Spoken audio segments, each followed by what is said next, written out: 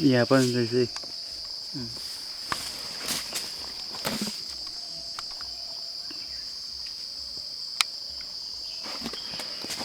सबै के को पनि थाहा भइहाल्छ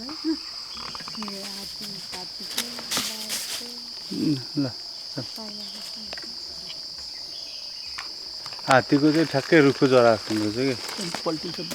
बाबु अब पल्टिन्छ है खबर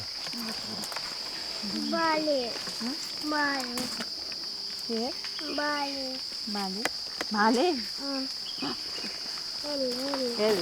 बढी हद्दा बहुत हजुरतिर आइसक्यो हो अनि अलि पछि जा त होइन ल भयो अब भयो है यस्तो गर्दाखेरि अगाडि आयो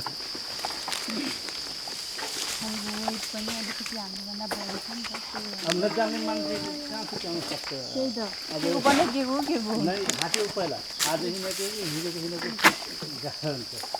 अब हामीहरू चाहिँ आयो आजको यो हिजोको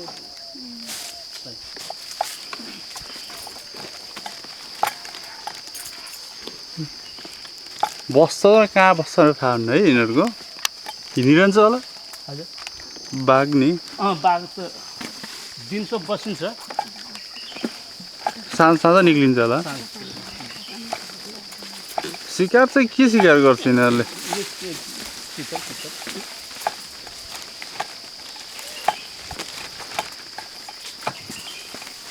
कहिले भेट्छ होला कहिले भेट्दैन अब हिजो पहिला थिएन आयो आज पहिला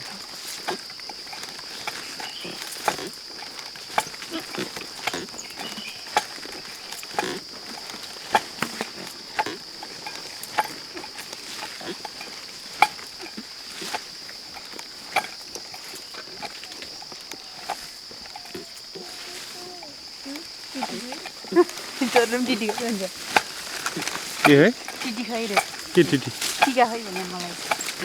खाम्ला भनेको नि दोकान छ र खानालाई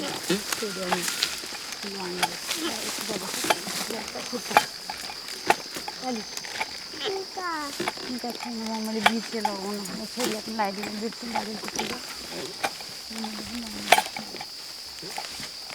ल